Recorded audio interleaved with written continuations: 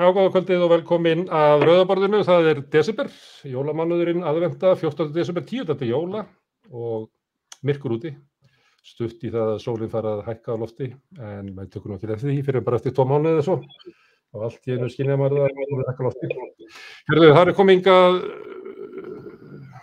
4 einstaklingar, eins og settir, sem allir starfa í listunum.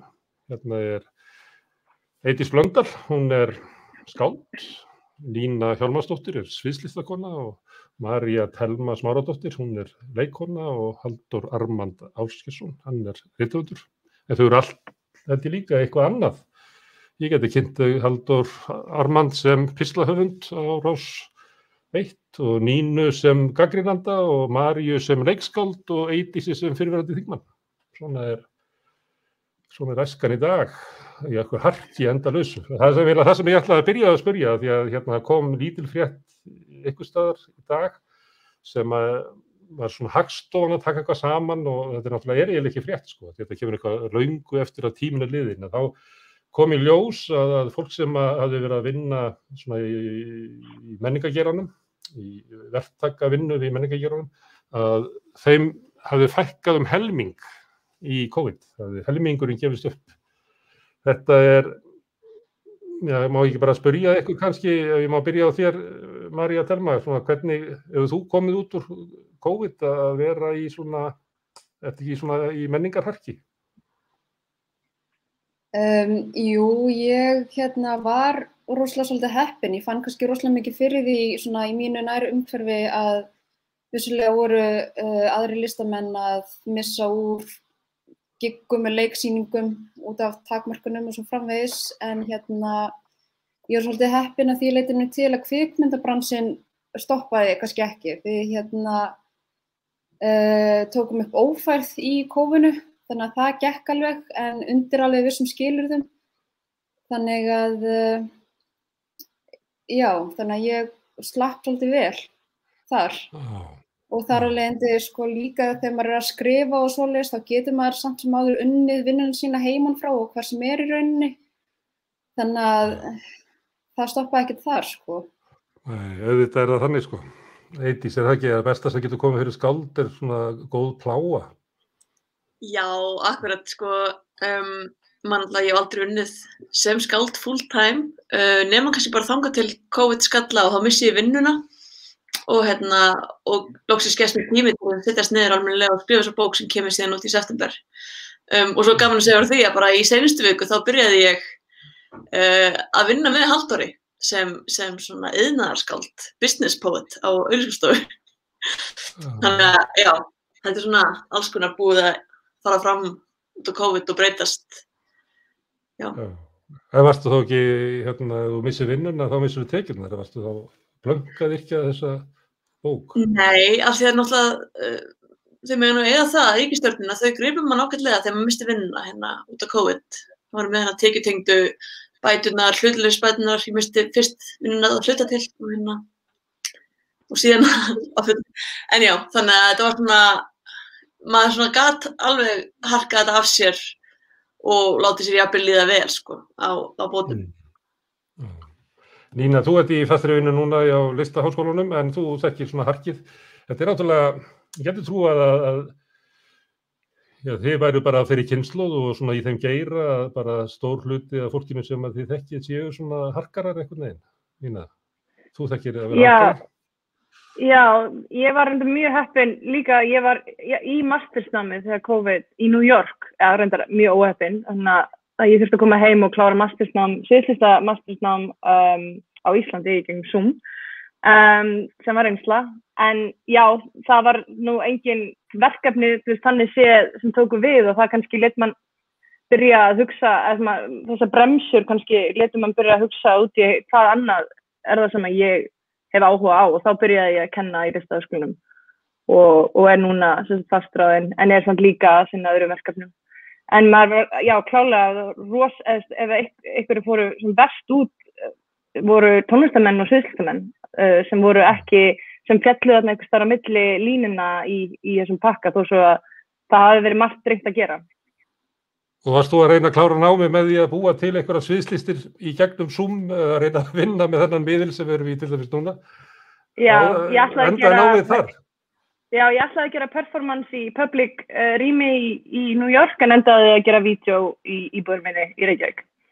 Ok, og heldur þú þetta nýtist þér til listsköpunar í framtíðinni eða fékkstu algjört ógeð á svona fjarskiptum? Algjört ógeð, bara vonandi aldrei aftur. Aldrei aftur Zoom. Herðu, Halldór, iðnaðarskáld, er þetta hægt að selja mammon sál sína á daginn og yrkja svo á kvöldin? Já, bara frábær spurning og ég hef aldrei fundið svarið við henni, sko. Ég endar ennþá verktaki, þannig að ég ennþá í þessum helmingi sem ennþá verktaki, en já, ég kláraði bók eiginlega fyrir ári síðan, eða hún kom út fyrir ári síðan og þá kom ég heim frá Berlín og þá var þetta allt saman að skella á aftur, sko, og þannig að það meikaði raunin aldrei neitt sens að fara aftur út af því að ástandið þar var ekki gott, sko, en svo hitti þetta líka ágætlega á vegna þess að þegar ég hef alltaf verið þannig að þegar ég klára verkefni eins og svona skáldsögu þá ég bara eins og kreist sítróna, sko, og get ekki hugsað mér að hugsa bókmenntir eða bara nokkuð listrænt í einhverja mánuði, sko, þannig að ég bara, og hef alltaf verið í þessum rytma að þá fínt bara að droppa inn í einhverja vinnu og þannig að já, ég í hálfu starfi sem verktaki sem iðnaðarskáld, svo hitti það. Og hvað, má að spyrja svona menn hvað þeir hafa gert? Eitthvað svona sjóauglýsing sem stendur upp úr, sem þú hefur búið til? Ég myndi bara segja að öll þessi bestu strætóskýli sem við sérum hérna oft einhver meistarastykki úr þessari smiðju hér, sko. Já.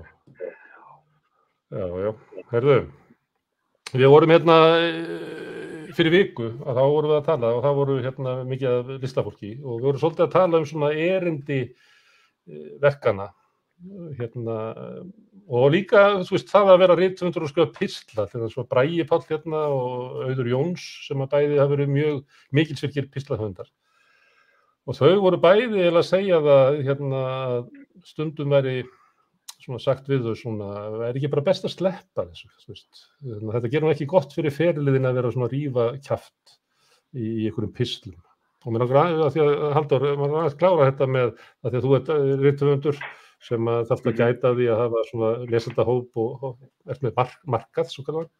Svo ertu líka að vinna á auglýsingastofu, en svo stundum á Rás 1 allavega á tímabili, þá varstu orðin hálf byltingasinnaður samfélagsgagnrýnandi. Talaðir yfir hausamótunum og kapitalismanum, var enginn sem að sagði við því svona, ekki bara best fyrir því Halldór minn að sleppa þessu? Jú, en sko, má ég spyrja á móti, sjáðu þau eitthvað, hver var ástæðan fyrir því að þetta væri ekki gáfulegt? Var eitthvað farið út í það? Af hverju, hvað það við að vera rífa kjaft sem slæmt? Já, það var reyndar, Bragi Páll náttúrulega fer á landsþing Sjálfstæðisflokksins og skrifar þar einhverjar risa satírur þar upp úr því og eiginlega með flokkin á bakinu, sko, þannig að það kannski ekki alveg samanburður kannski ekki alveg skýr þar. Nei, ég get sagt að jú, þú veist, maður þarf bara, og ég hef bara ótrúlega oft að glíma við það er bara alls konar mótsagnir í þessu og það bara einhvern veginn mjög erfitt að vera fastur hluti af kerfinu sem þú ert líka að berjast gegn, sko. Og já, ég hef líka, það hefur enginn sagt beinlínis við mig að þessi sniðugt að sleppa þessu, sko, en ég hef marg oft fundið það á sjálfum mér að þetta skapar, sko, mér finnst að ef þú ert höfundur eða listamaður þá eigiru að tjá þig svona hluti og það sé bara, þú veist, það skorti reynda bara svolítið mikið á það hérna í Íslandi að hér sé gagnrýnin umræða allt milli himins og jarðar þó hún sé alveg til staðar en það tekur sér ekki rosalega mikið fyrir henni.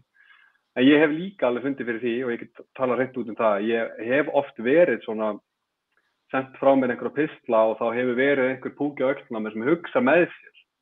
Þú veist, einhver þarna úti sem getur séð til þess með einu símtali að ég fái ekki listamannalaun, skilurðu, eða einhverja styrki, eða maður að styggja eitthvað rangt fólk og að sjálfsögðu hugsa maður þetta. Og það ekki þægilegt, en maður verður nú að hafa eitthvað decency og eitthvað hugrekki í sér, sko, þannig hef ég reynt að hugsa þetta. En Eydís, Halldór talar pólitísku umræðu, þú bara með pólitíkina í ljóðunum þínum, þetta rammpólitísk bók sem þetta ekki út? Jú, má segja það, og ég hef bara alltaf verið mjög pólitísk einhvern veginn í hugsun, þannig að þetta kemur til mín dálítið, bara ég get ekki skrifað hans að það sé pólitískt einhvern veginn, og já, og þetta einmitt dálítið svona, þú veist, einmitt með þessari bók til dæmis ég dálítið að stimpla mig inn í ákveðin svona ramma, ákveðin label mögulega, að ég svona manneskja og hugsa svona, og þetta mín pólitíska skoðun einhvern veginn. Og eins og ég ætla að grífa boltann sem Halldór kastaði til mín áðan að það maður dálítið svona að það hugsa maður einmitt, ég mögulega að útiloka eitthvað frá sjálfur mér í framtíðinni og sem náttúrulega getur eins manni þungbær hugsun ef maður svona einhvern veginn sjálfsmyndinum hans út af við en já, svo þetta að vera með bein í nefinu, að standa með sínu og að vera samkomin sjálfur sér og allt það sem vegur svo upp mótið því. Þannig að... þetta raunverulegt val svona að, þú veist, á maður að vera pólitískur í listinni? Ég að einangra mig, loka mig, setja mig út í horn, það verður bara, ég verður hætt í burtu, ég var að tala við Sóli og Tómasdóttur í gær sem að svona, hún var að tala það sem gert við aktivista, það gert við svona hlægilegir.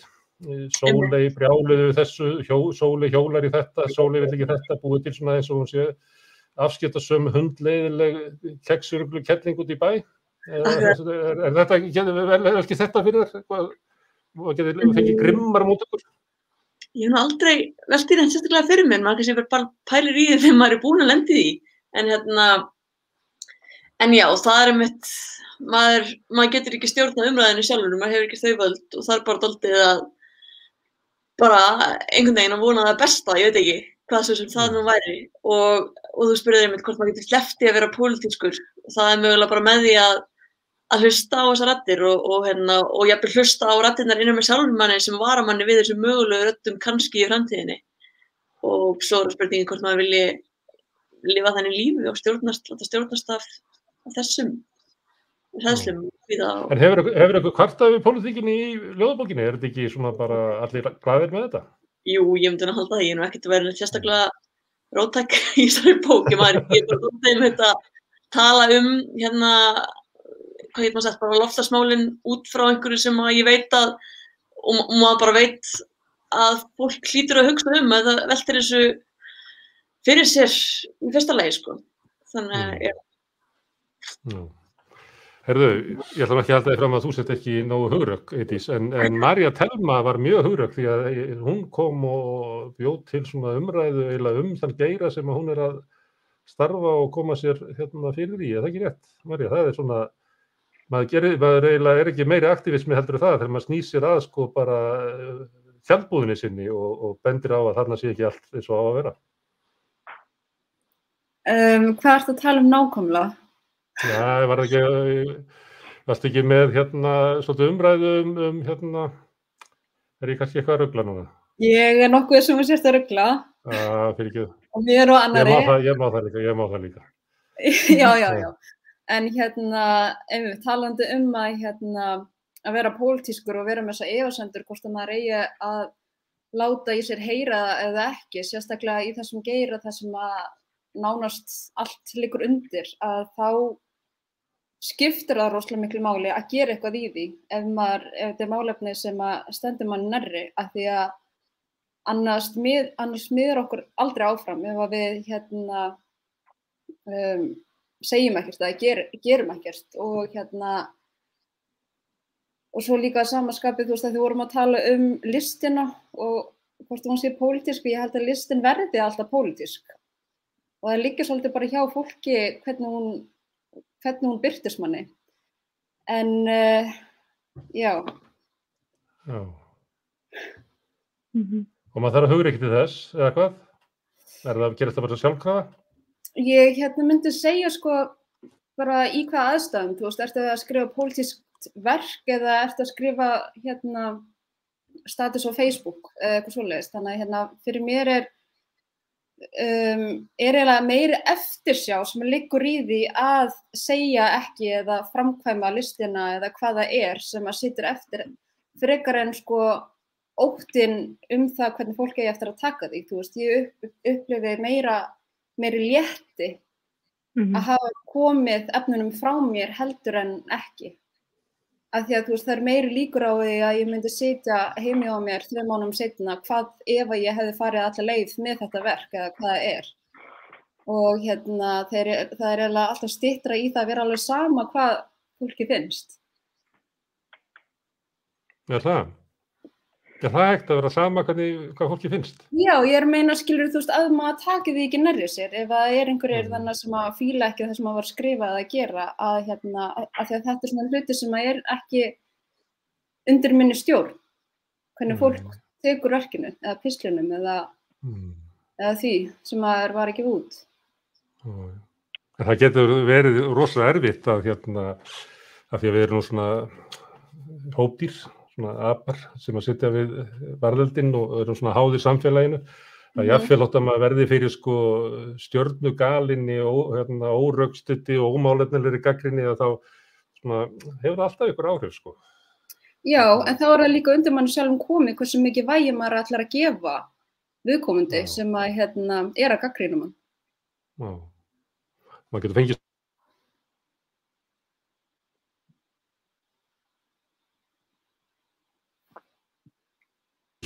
bíl og var að hlusta á síðdegis útvarpsrásar 1 og þá var gagnrýni eftir þig. Ég held að það verið einhverja svona restina af svona dansháttfestivali eða einhverju slíku.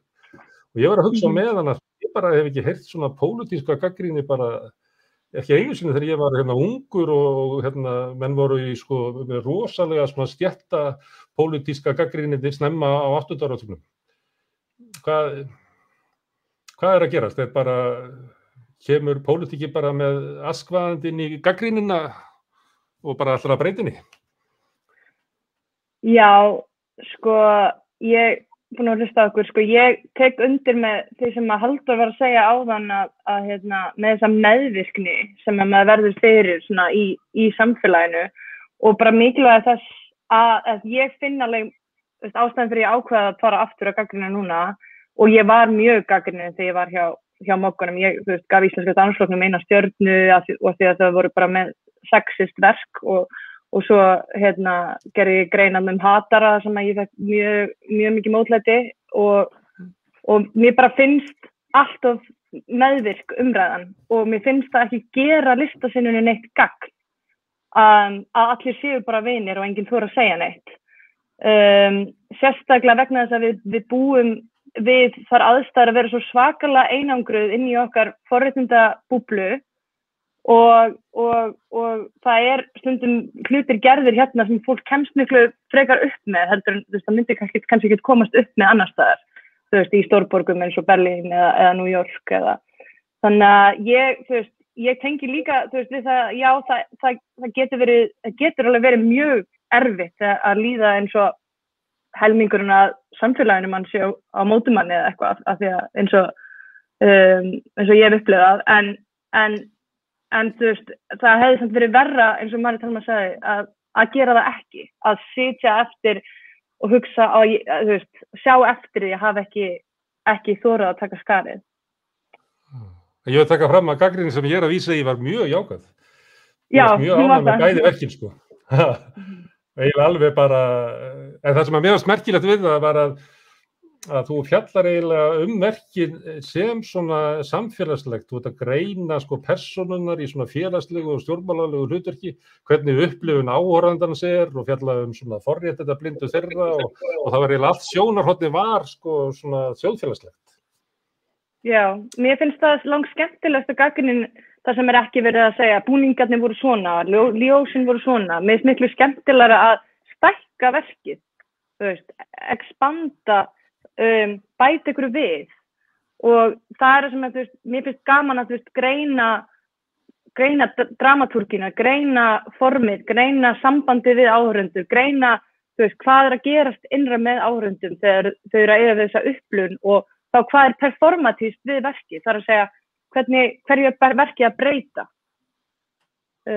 Og það hægt að gera það með gagnrýni ef maður að gagnrýna eitthvað mjög neikvætt og líka ennþá meira þegar manni líður eins og verkið sé að skila einhverju mikilvægu. Ef maður ber þetta saman við gagnrýna sem til dæmis í Kiljunni, þá þetta alveg þveröfugt, sko. Þar eiginlega bara verið að tala um svona verki sem, svona, hvað við segja, svona einkanlega upplifun lesandans að verkinu, ekki svona samfélagslega eða þjóðfélagslega, heldur svona listin sem munaðarvara, heldur en samfélagslegt erindi. Þú veist, eins og ég tek dæmi, verkið sem María Thelma gerði, Velkomin heim, og ég skrifaði nú ekki það, en það hefur svona nokkur moment í því sem mjög gott að skrifa og fara lengra inn í, og það til dæmis momentið í verkinu þegar hún sagði rasískan brandara og bað áhorfenda að botna brandarann. Að skoða þetta augnablik, hvað í gangi innra með áhorfendinu, hvaða fyrirframgefnu hugmyndir eru hérna og hvaða áhrif hefur þetta samband hennar við áhorfendur. Já, og mér fannst að ég tók það nú einhvern veginn þannig og kannski eitthvað sem umfjöllun verkið eftir það og kannski samtal mitt við Maríu Thelmu á sín tíma í þessu fólks líka svona gagnrýni á kannski leikhúsið sem birtir sko frekar einfalda mynd af samfélaginu. Það var bara, held ég, 1 eða 2 árum áður en að hún setti upp sitt verk að þá var í Þjóðleikhúsinu sænskt verk sem hafði verið leikið af innflytjendur þar og fjalla bara innflytjendur og það voru bara íslenskir innfæddir leikarar sem léku í því. Það var nú það sem ég var að vitna í þarna að mér hefði þótt þetta fyrir hugrekk og sumrið beinast að leikhúsinu sem hún var að gera. En hún vildi ekki þykja það, ég var að segja hún að það eru hugrekk. Ítti í frá sér. En það var eitthvað í því verki, ekki? Sástu það, Nína? Já, ég sá það og þess vegna gæti ég nefnt þetta. Það var 100% verk sem var að skipti miklu máli sko, fyrir þær sem gerðu verkið að það væri sett upp í Þjóðleikhúsinu, til dæmis. Það rýmið skiptir máli. Hvaða rýmum áhorfandinn gengur inn í skiptir miklu máli og þar verkið að beinlínis á performatískan hátt að takast á við eitthvað sem maður sér ekki svo oft vera gert. Og það sem svo spennandi sko þegar og vonandi, þú veist, og að gerast að fleiri raddir fá pláss og fjölbreyttari raddir að fá pláss, hvort sem það hinsegin samfélagið eða dökkir Íslendingar eða bara fólk af erlendum uppruna og svo framvegis. Og það líka eins og að María Thelma talaði mikið sko hvað íslenskt, hver fær að leika Snæfríði Íslandssól í leikhúsinu, til dæmis, hver fær að leika Bjart í sumarhúsum. Það skiptir svo brjálæðislega miklu máli að þessi birtingamynd sem í stað innan menningarinnar. Bara að þú veist, krakkar fái að sjá einhvern eins og sig á sviði. Hvað segirðu, María, þetta mikilvægt? Þetta alveg gríðarlega mikilvægt, sérstaklega í ljósi þess sem að menningin, kvikmyndir, leikhús, tónlist, allt þetta svo öflugt verkfæri til þess að móta samfélag okkar. Og að því að við erum alltaf að spegla og upplýsa og fólk stöðugt að reyna að finna til samsömunar í gegnum þessa miðla. Þannig að þetta alveg gríðarlega mikilvægt og eins og vorum að tala áðan að ef við tökum aldrei skrefi þá miður okkur aldrei neitt áfram. Má ég aðeins halda áfram, Nína, getur við ekki farið aðeins svo langt? Segjum að við tökum svona annað dæmi úr sögunni, þar sem að voru kannski svona stjættarlegir sósíalistar að fara yfir svona verk og voru að segja hvort að þarna væri rétt sagt frá sko stjættamismun og hvort að kapitalismanum var ekki gefin of mikil svona mennska og eitthvað svona og að staða hina fátæku hefur verið rangt skilgrein og getur ekki enda með því að gagnrýnandinn raunverulega bara eins og félagsfræðingur að fara yfir verkin og að gefa bara rapport það hvort það sé rétt frá greint, frekar heldur en það sé eitthvað svona list með einhverjum sullandi undirteksta og einhverjum ævintýrum. Ekki hægt að fara langt í þessu? Jú, ég reyndar hef ekki séð neina svoleiðis gagnrýni, en jú, ég skil hvað þú meinar og en mér finnst ekki hægt að segja að eitthvað sé rétt og rangt, að þetta alltaf svo rosalega, þú veist, persónubundin upplifun af einhvers konar texta og þá getur gagnrýni líka verið listræn texti. En ég held að það sé bara mikilvægt fyrir alla listamenn og hvers konar verk sem maður búið til að vera bara, eins og þeir eru búin að segja, vera trú sjálfum sér og vera performatísk, að segja, að leyfa ekki bara vera að lýsa hlutum, heldur að nota tungumálið til þess að breyta í raun og veru heiminum á okkur nátt. Tungumálið eða hvaða gjörð sem það er. En það líka, sem ég langar að nefna og svona tengt þessu, að við erum náttúrulega líka lifandi á tímum þar sem er búin að vera blessunarlega svo mikið af byltingum og það er ekki gott heldur að fólk þori ekki að gera eitthvað eða rithöfundur þori ekki að skrifa sögu einhvers annars út af hræðslu við að vera slaufaður og það er eitthvað sem við erum að takast á við núna sem samfélagi og að sjá ekki bara að vera í þessari tvíhyggju rétt og rangt heldur fara inn í dýpið, fara inn í allt sem þarna á milli. Það er líka, maður tökur eftir þessu þetta maður svona ferstundum á Facebook og þar var einhver umræðan daginn sem var það með Bragi Páll sem ég nefndi á að hann byrjar á því að drepa Arnald Indriðason í bókinni sinni og þá var fólk svona að spyrja að má þetta eitthvað svona og ég var svona að velta fyrir mér hvaða umræð er þetta, ég meina Bragi Páll má bara drepa hann eða vill og svona, þetta er ekki sameiginleg ákvörðun okkar hvort að menn eigi að drepa Arnald Indriðason í bók, hann hvort gerir Páll Bragi eða ekki. Þannig að líka einhvern veginn svona langt út fyrir eitthvað svona slaufunamenning og svona þá er svolítið svona stemming í samfélaginu eins og við sem að tala okkur niður á, kannski að þau eru búin að missa kurteisina, að maður viti ekki hvernig við erum að hegða okkur og hvað er safe hegðun og þá eru allir bara upptinnir að því að vita að þú veist, má ég skrifa bók og drepa Arnald Indriðason á blaðsíðu 1. Af því að það er bara, fólk er bara óöruggt það, hvað má og hvað má ekki í samfélaginu. Þannig að ég er ekki að tala svona bara slaufunamál, þetta er bara svona eins og að það séu allir orðnir bara frekar óöruggir hvernig maður hegða sér, sko. Hvað er kurteisi, hvað er bara mannasiðir. Er þetta eitthvað? Eydís, ætlar þú að bjarga mér? Já, ég skal bjarga þér. Þannig ég var enda að hugsa þetta, ég tók eftir því einhvern tímann fyrir nokkrum árum þegar svona það var ákveðin umræður á því staðvarandi neyslu á dýraafurðum, þetta var eitthvað sem stefnum frekar nærri og ég tók eftir og voru með skörp skil þar sem fólk hætti að pósta myndum af kjöti í story á Instagram til dæmis. Þú veist, það varð algjör svona og þú veist það þýðir sem alls ekki að allir vinir mínir og allt í einu hætta bara kjöt heldur einhvern veginn var það ekki lengur eitthvað sem maður setti auglýsti fyrir almenningi að maður væri að borða sem fannst mjög áhugavert og þetta er einnig svona lítið atriði úr okkar daglega lífi þar sem mér finnst við vera að fara aðeins að svona slípa til raunveruleikann okkar til þess að virka einhvern veginn betri eða áhugaverðari eða ekki vond eða eitthvað, ég veit það ekki og þetta er náttúrulega bara eitt af milljón dæmum sem ég kannski tók eftir en já, þetta er svona einhvern veginn Er þetta kannski spurning bara kurteisi, sko, fólk veit ekki hvort það sé kurteis lengur að birta mynda kjöti á Instagram.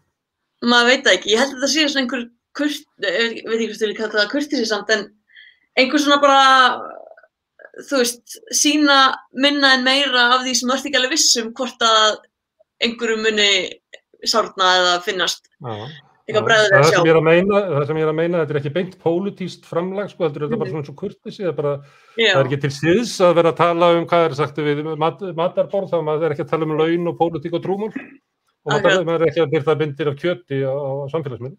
Já, akkurat, þetta er orðin einhver svona bara önnur viðmið, finnst manni og og já, ég veit ekki hvað maður á að lesa mikið í það, sko og líka eins og bara, þú veist, þegar maður talar bara pólitík, hvað erum við nákvæmlega að fara að tala því að það getur ótrúlega ill skilgreinanlegt hugtak ef maður nefnir bara það eitt og sér eru að tala stjórnmál, eru að tala hegðun okkar sem samfélag, eru að tala einhver samfélagsleg gildi sem við höfum sameinast Þannig já, þetta er áhugavert og þetta er líka oft svona orðalaust þessar ákvarðanir sem að við verðum.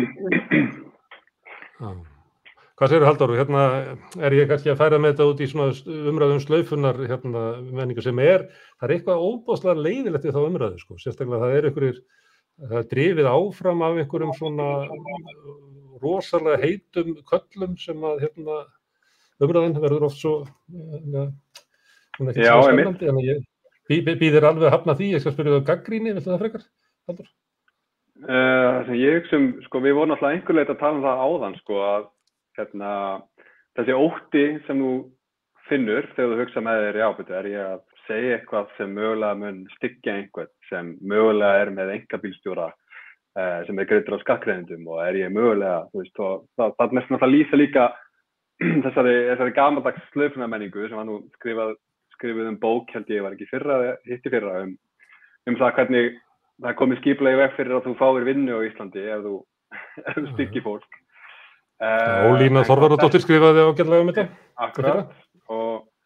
Akkurat, og en það sem ég hugsa mjög tengt með þetta, því ég sá einmitt fréttum þessa deilur titilinn hjá Braga Páli að mér líður oft eins og við bara, við lifum á einhverjum tímum núna þar sem að alls konar gildi eru bara svolítið að stokkast upp, sko, og það sé jafnvel að gera svolítið hratt, og það valdi bara svona gríðarlegri óvissu til dæmis svona menningarpólitískum deilum slaufunarmenningu eða bara niður í eitthvað svona eins og hvað máttu gera í bók eða bara einfaldlega hvað almennt kurteisi. Við erum eiginlega komin niður í þessa deilu og ég sé þetta fyrst mér svo víða, sko. Ég vissulega svolítið svona þeirra trúar að siðferði manna svona ferðist frekar í hringi en hitt í árana og árþúsundana rás, og það sem ég tek til dæmis eftir núna að sem ég finnst gríðarlega athyglisvert að nú var dómstóll í Bretlandi að samþykkja að framselja Julian Assange til Bandaríkjanna, og hver eini mainstream fjölmiðillinn í Bandaríkjunum sem svona gagnrýnir þetta, og það náttúrulega Fox News sem eiginlega alveg magnað, fyrst mér að sjá, af því að þetta sami miðill sem vildi bara mögulega taka manninn af lífi fyrir svona 5 árum síðan, og blaðamaður sem ég hef lengi haldið upp á, Glenn Greenwald, sem nú fyrir mér svona tiltölulega róttækur, vinstrisinnaður mannréttindalögfræðingur og blaðamaður. Hann allt í einu orðinn sko fastur gestur líka á Fox News hjá Tucker Carlson, sem þykir nú vera svona kristið íhald, amerískt kristið íhald. Þannig að þarna allt í einu að eiga þessi stað svona einhverjir furðulegir snertifletir í gegnum gildismat sem bara voru fullkomlega óhugsandi fyrir einhverjum ekkert svo mörgum árum síðan. Þannig að mér finnst ég svona að sjá þetta út allt, hvort sem í stóru eða smáu, að það eru alls konar gildi í uppstokkum. Þannig sé ég þetta. Þú bara lýsa eins og bara einhver hafi mist bara glasið í gólfið og það liggi bara í mólum á gólfinu. Það ekkert form á þessu, þetta bara kaos. Já, og örugglega getur trúið þetta sé bara einhvers konar mjög nauðsynlegt kaos, og úr þessu, ég trúi því að úr þessu komi einhver skýrari mynd, en einmitt núna líður manni þess að þetta sé eins og reglunar geti mögulega breyst bara dag frá degi, eins og þú sagðir á, þú veist varla hvernig þú ert kurteis, sem þú veist, á með að koma þetta ansi langt, því það ætti náttúrulega að blasa svolítið við, þess manni. Það náttúrulega kurteisi hefur alltaf verið notað til þess að aðgreina fólk, og það svona til þess að þegar þú kemur sem alþýðupilturinn og sest í borðs að þessu öllum ljóst að þú átt ekki alveg heima í, þannig að kurteisi líka ekki bara svona almenn kurteisi, heldur hún svona skipt í hópa til þess að við komum okkur saman að hópa sem við tilurum. En mér fannst með þetta með Arnald Indriðason að það var eiginlega enginn sem sagði að sko, ég myndi aldrei skrifa bók sem ég dræpi Arnald Indriðason á blaðsíðu 1, en mér er alveg saman á aðrir gera það. Viðhorf virtist ekki vera lengur, heldur var þetta eins og við ættum að sameiginlega taka ákvörðun það hvort að við ætlum að gera þetta eða ekki. Þannig að þetta orðið eitthvað svo, ég skil ekkert í þessu, sko, því að sumir þetta finnst manni að lifa á svona upphöfnum einstaklingshyggjutímum, sko. En svo einhvern veginn samfélagið orðið, sko, þorpið finnst mér vera orðið svona nálægara heldur en, já, ég menna þegar ég var yngri, sko. Hvað segir þið, hérna, María Thelma? Mér finnst hérna líka, mér finnst þetta fara svolítið eftir undir hvaða kringumstæðum við erum að hérna, hvað segir maður, að brjóta reglurnar eða, þú veist, ég myndi aldrei drepa þennan í þessari bók, þú veist, þannig að, veit ekki, mér finnst þetta kannski ekki, þessi slaufunarmenning ekki vera svona algildandi yfir allt. Þannig að, já, þetta svolítið vítt Hún var náttúrulega notuð af valdastéttinni eins og Halldór var að benda á og Ólína skrifaði Ég meina, ég sósíalisti og ég hef ekki fengið vinnu í 5 ár bara því ég sósíalisti og ef einhver dettur í huga ráðum einhvers staðar þá byrja Björn Bjarnason og Hannes Hólmsteinn að skrifa það hver alltaf ráða að fá þetta í vinnu til þess að láta vita að það bara, ég ósnertanlegur maður. Þannig að valdastéttin alltaf nota þetta, sko. Það bara núna eru aðrir sem að taka sér völd og beiti þessu á þá sem að kannski áður tilheyrðu einhver svona valdahópi, sko. Þannig að slaufunarmenningin finnst mér vera þannig einhvern veginn. Og það sé bara vopn sem að menn taka sér í hendur sem áður höfðu ekki þorað að nota eða dyrst að nota eða ekki mátt nota eða ekki verið hlusta á það þegar reynda að nota. En það sem að ég var ekki að velta fyrir mig var bara svona almennt í samfélaginu að hvað við erum orðið svona meðvituð það að kannski eins og Halldór að lýsa að það eru bara, þetta splundrað og kannski liggur það á okkur að tala okkur saman það svona hvað má hér og hvað má þarna og... En mér finnst líka áhugavert. En mér finnst líka áhugavert, sko, þegar við lítum á það núna, þú veist, hvað að breytast þegar við tala hérna að valdastéttin hafi nú beitt slaufunarmenningu bara frá Uru og Malta og að þegar nú erum við að sjá mögulega jaðarhópa eða hópa sem hafa síður en svo haft völd í samfélaginu, til dæmis bara konur sem hafa beitt kynferðisofbeldi eru núna að stíga upp og þær eru ásakaðar að slaufunarmenningu og þá eru viðbrögðin einhvern veginn allt önnur finnst manni eins og við sem einhvern veginn óvön þessu og líka eins og þau töluðum á það sem mjög áhugavert þegar við tala hérna hvað þversögnin í því að nú erum við einhvern veginn orðin samfélagi þar sem að við erum öll svo miklir einstaklingshyggjan er mjög rík í okkur en á sama tíma samfélagið einhvern veginn að reyna að fóta sig í sameiginlegu siðferði sem miklu krafan miklu meira bara við megum ekki vera ósamstíga og það er eins og einstaklingshyggjan sé bara búin að ná utan samfélagið og við séum bara einstaklingur fullur af einstaklingum. Þetta er einhvern veginn... Reyna að stýra samfélaginu, einstaklingur sé að reyna að stýra samfélaginu. Já, einmitt og við erum öll einhvern veginn að reyna að vera samstíga. Þetta er ótrúlega bara ómögulegt, þú veist, og já. Hvað segir þú, Nína? Já, mér finnst bara ekki vera rétt spurning, þessi spurning hvað má og hvað ekki. Mér finnst bara leiðileg spurning að spyrja þessu. Það er ekki takt að svara þessari spurningu, þú veist, einfaldlega. Og þessi spurning kemur úr því sem við erum að reyna að uppræta, sem er til dæmis bara þessi tvíhyggja sem er, þú veist, okkur í blóðborin, þú veist, frá einhverjum ákveðnu sjónarhorni fyrir mörgum öldum síðan. Og ég held að samfélagið og þorpið og maður sjá það bara í COVID þegar var tekið í bremsuna, það fór af stað öll þessi ferl, fólk heldur utan hvort annað vegna þess að það er ekki að neita því að við erum öll tengt, við erum öll eitt net, við erum ekki þessi individualisma einstaklingar.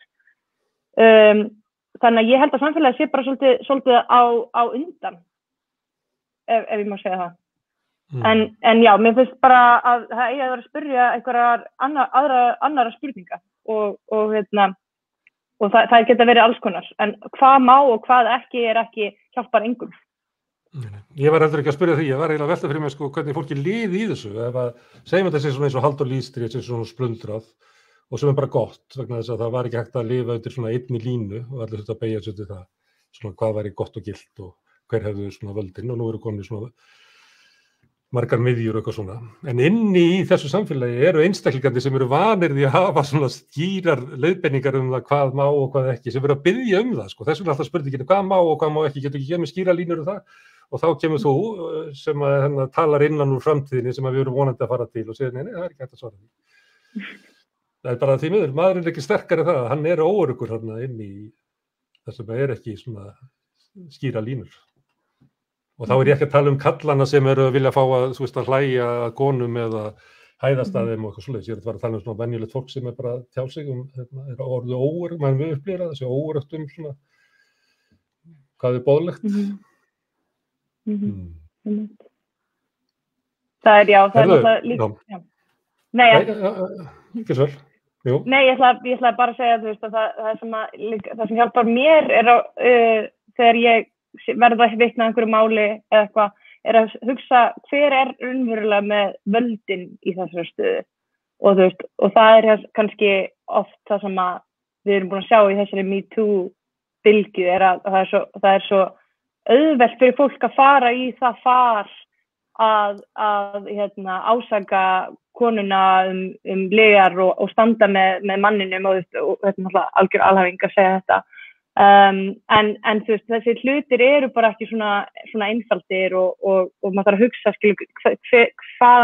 hvað sjónarhorn sem yfir völdin og líka bara að hlutinir eru alltaf í ykkur rófi, og hvort sem það kyn eða hvað annað. Það er náttúrulega bara einn síðið afstæð að vita hver valdaminni og standa með honum, eða ekki?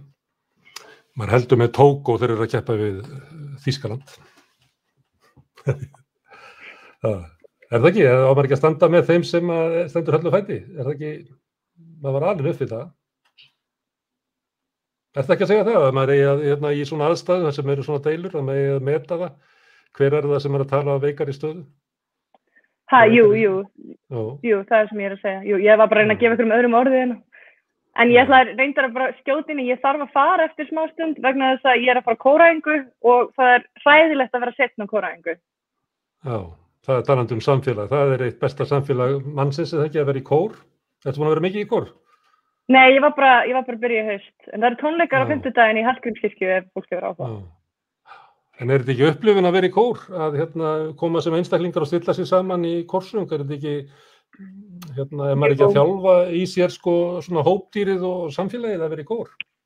Jú, algjörlega og sérstaklega að fara inn í kirkjukór fyrir mig sem ekki trúið ákveðin upplifun að sjá gildið í samfélaginu sem að kirkjan og ritualnum sem að syngja fyrir söfnuðin til dæmis alveg mjög fallegt. Ég sjálf bara að finna ég var alltaf svo mikið á móti hefðum og ritualum og svona, en núna ég bara miklu meira bara pró það að bara hvers konar samfélag fá að þrífast og ritualar og hefðir. Má ég þá spyrja það einu áður þú ferð? Af því að það einu af svona sérstökustu, skrítustu fréttum dagsins, ég held að hafi verið yfirlæknir á BUGL sem hafi verið í einhverjum umræðum eða svona í viðtali held frekar Rás 1, frekar Rás 2. Og hann var að tala svona stöðu barnanna að þau höfðu gengið gegnum miklar byltingar og við höfðum ekki mætti. Og ein byltingi var það að það búi ekki lengur 3 kynslóðir eða 4 á hverju heimili. Afinn og amman eru farin og það veldur það veikari staða fyrir barnið þegar foreldrarnir ná ekki að sinna uppeldiskildunum, þá var eitthvað sem gat hlaupið undir bagga.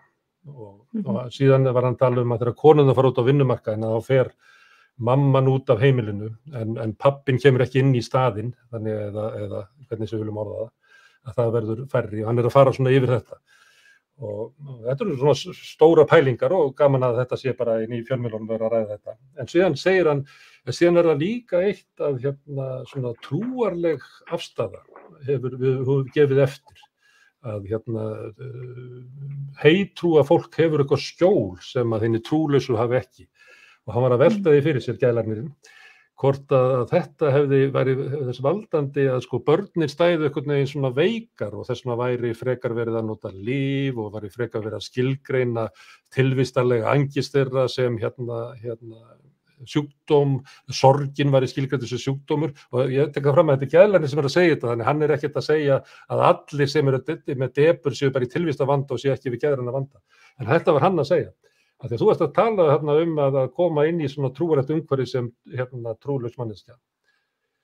Hvað getur verið eitthvað til í þessu að okkur vanti, það mætti vera aðeins meiri svona eins og andlegur botn inn í samfélaginu okkar, svona veraldarhyggjan og einstaklishyggjan, okkur vanti kannski eitthvað svona eitthvað svona trúarlegan tón eða botn eða andlegan, svo við sem ekki að rugla svo saman við skipuleg trúarbrögð.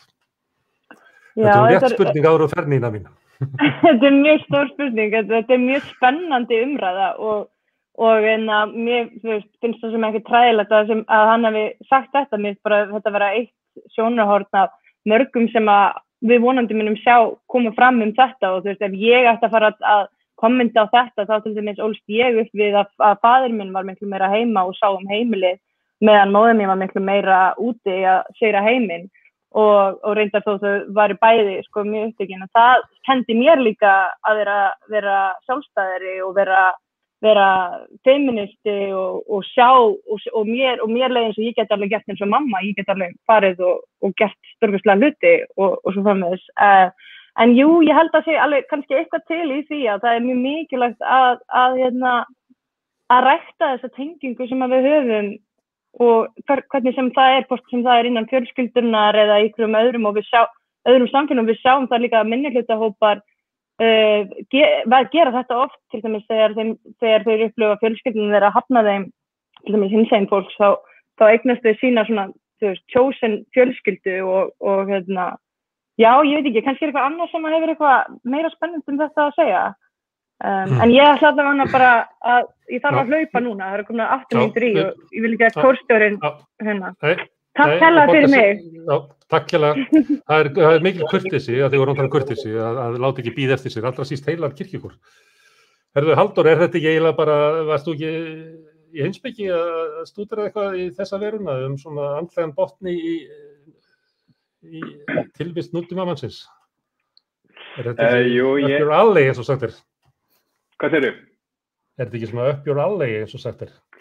Jú, einhver leyti. Ég hef aldrei ekki lært neitt í heimspeki, en ég hef alveg lengi velt þessari bara svona naífu, barnalegu spurningu fyrir mér, af því það er svo oft talað gildi séu mikilvæg og ég hef svo oft spurt mig bara hvaðan nákvæmlega, ef maður hugsa bara Ísland til dæmis, hvaðan nákvæmlega eiga þau að koma, hvar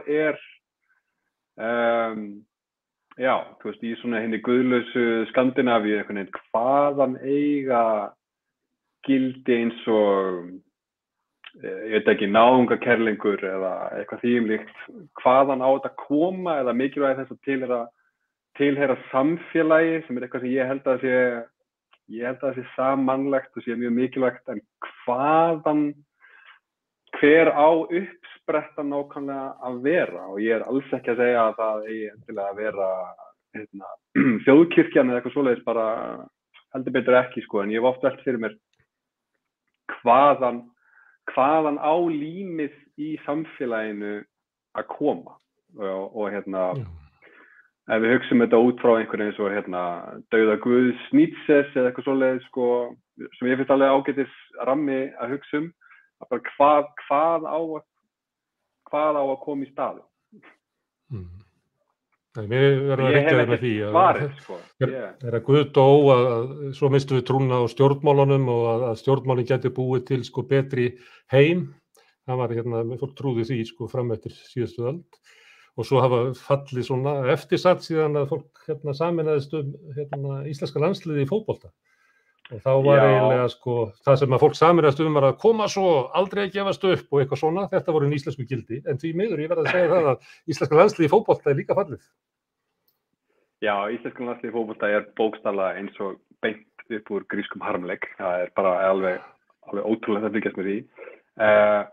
En og eftir sittum við þá alveg án andlegrar forystu, Já, náttúrulega EM kvenna í fótbolta, þannig að við getum ennþá reist þessa sín á landsliðinu og þessi kvennalandsliði, það verður spennandi að sjá. Já, ég hef oft ímyndað mér að kannski sundlaugar, eins fáralega það hljómar, að mögulega séu sundlaugar einhvers konar musteri fyrir Íslendinga og það eru svona ýmis aftur trúarlegir snertifletir við sundlaugar en ég hef svona ef maður ímyndar sér svona eitthvað atriður gamalli bíómynd, hvar hittast, mafjósinn, stjórnmálamaðurinn og betlarinn og í einhverju gamalli bíómynd væri þetta kannski í kirkju. Hér á Íslandi held ég sé eiginlega bara fyrir mér sundlaug, að það sé svona einhvern veginn svona staður þar sem að allir eru jafnir að einhver leyti. Reyndar held ég að íslensk valdastétt fari ekki í sund. Það bara svona mín persónulega observasjón, en ég hef svona velt þessu fyrir mér. Það sundi sér svolítið eins og Moskan, þar máttu ekki bera þig á, heldur að klæða sig allir bara í einfaldan kyrtil, en í sundi eru allir bara hálfnaktir. Og ég fer ekki mikið í sund, ég veit ekki hvort að fólk að skreita sig í einhverjum flottu sundbólum eða eitthvað svoleiðis, en ég reikna með að svo sé ekki, það sé eiginlega normal ástand að vera alþýðlegur. Já, ég held að það sé eitt af svona því sem gerir aðdráttarafl sundlauga hérna í Íslandi svona tímalaust, sko. Ég held að það sé bókstaflega að einhverju leyti þetta, sko, að það séu allir jafnir, og ég held kannski það óskikja, en ég held það samt bókstaflega að við löðumst náttúrulega að þannig fyrirkomulagi að það sé ekki leiðtogar, það sé ekki stigveldi, það sé ekki hierarkíur, það séu allir jafnir, og við getum upplifað þetta í sundlaug. Ég sé ekki annan stað sem kemst jafn nærri því, orðin og þannig. Líka alveg sérstaklega ljósið þess sem að þegar þú ferð í sund, þá ertu í rauninni ekki með þitt identity með þér, ekki í fötunum og þess áttar, það svona, maður núllast í rauninni svolítið út þar. Já. En þú með tattúið þitt, þú getur ekki skilið það eftir. Nema tattúið ekki mitt. Ertu sammála þessu, María Thelma, að sundlaugarnar séu svona andlegi vettvangur íslensku þjóðarinnar, og það er helst þar sem að geti risið upp svona raunverulegu gildi? Sko, þetta alveg gríðarlega áhugaverð pæling. Ég fór á stað í hausnum, sundi kemur mjög sterklega til greina, líka Esjan. Þegar að Íslendingar fara upp Esjuna, þá er eins og allir séu bara bestu vinir og maður heilsar hvort öðru eins og maður heilsar vini sínum sem er búin að, tína í Hákaup eða eitthvað. En ég myndi segja kannski sundlaugin eða Esjan. Fjallgöngur. Já. Svo er líka áhugavert núna að velta fyrir sig þessara observation sem hann Halda voru með, að ríka fólki er ekki að fara í sund. Það var alveg hvort að þau sé ekki tilbúin til þess að afvopna sig skrúðklæðunum og vera meðal, hvað getur maður sagt, jafningja í sundi. Já, það er óþolandi fyrir þann sem að telur sig vera hafinn upp við alla, að klæða sig út úr hlutverki sínu og setja svo bara eins og almúginn. Það er mikið afrek fyrir valdastéttina að fara í sund, á meðan að það er svona frjó og samfélagsleg sátt fyrir þann sem eru alþýðuna að gera það. Getur verið. Herðu, Neydís, það þurfum að tala um Guð og svona, þetta er þáttur léttu spurninga. Einmitt, hvað með það? Umhverfis málin, eru þau ekki merki þess að Guð er dauður og við erum að leita okkur að nýjum Guði, að við erum að reyna að búa til svona Guð úr náttúrunni? Já, Má maður leggja nafn náttúrunnar við hégóma? Nei, ég meina hafa ekki öll menningarsamfélög fullkomlega ótengd alltaf fundið einhvers konar andlegan botn eða tilgang eða útskýringar í náttúrunni. Er það ekki dálítið? Og það er einhvern veginn óneitanlega uppspretta alls lífs og við komumst ekki langt ef við höfum ekki súrefni og kolvetni og allt þetta, kolefni og ég veit það ekki. En þetta með svona heimsendan og svona, trúðu kristnir menn því fram svona til 1000 eitthvað svona aðeins lengra kannski, að Jesú kæmi aftur og myndi dæma lifendur og dauða. Að við fengjum eiginlega dóm það hvernig við höfum staðið okkur. Og sumt í umhverfisumræðin svolítið þannig, eins og við sem að fá dóm yfir okkur, hvernig við stöndum okkur sem íbúar þessar jarðar. Einmitt. Akkurat. Ég veit okkur svona, þegar maður fer inn á einhverjum svona spiritual umræður eða svona hugmyndir eðli heimsins, ef það er eitthvað, þá svona einhvern veginn tala margir, og ég skrifaði alltaf í bókinni, var ég alltaf fyrir mér svo jafnvægi náttúrunnar, þangað sem að hagfræðin leita sér innblástur í jafnvægið og við séum búin að raska því allverulega með því að vera með svona mikil ítök í náttúrunni og ég man til að frétt í sumar held ég að allur massin sem mannkynið hefur framleitt, bara steypa og járn og allt þetta, núna orðið þyngri heldur en massin á yfirborði jarðar, svona náttúrulegur massi. Þannig að lífmassin. Manngerð heldur en ekki. Ertu þá við lífmassan? Já, ég man ekki nákvæmlega hvernig þetta var skilgreint, en þetta var rosalega sjokkerandi. Þetta er svolítið sjokkerandi. Þetta var fyrir einhvern veginn, já, þá upplýði ég rosa mikið ójafnvægi, einhvern veginn að blasta þetta við. Og það er spurningin, svo einmitt var ég alltaf að pæla í sem vinkonum minn daginn, að það er oft talað um svona feminin og maskulin orku sem tengist ekkert körlum eða konum, heldur miklu frekar einhverju orku sem að endurspeglar einhvers konar, hvað maður sagt, bara vilja og þá er þessi feminin orkan sem að laðar að sér á meðan maskulin orkan fer út og sækir og það sé búið að vera mikið ójafnvægi þarna, einhvern veginn senstu árhundruði að búið að vera sterk maskulin orka sem hefur verið mjög jákvæð. Við hefum vísindaleg og rökhyggjuleg hugsun og þú veist, að það framfarir í heilbrigðismálum og internetið og allt þetta rosalega maskulin, en síðan kemur COVID og þá rosalega mikið svona okkur dálítið kastað yfir í feminin orkuna sem þetta að vera heima hjá sér, hlúa fjölskyldunni, verja tíma saman og dálítið bara bíða og gera ekki neitt og sem ég veist aðeinslegt og þannig að mér finnst það svona margt, það er eitthvað sem ég finnst gaman að fabulera sko, hvort að ég sé svona til að 100% sammála sjálfur mér þegar ég segi þetta, veit ég ekki. Nei.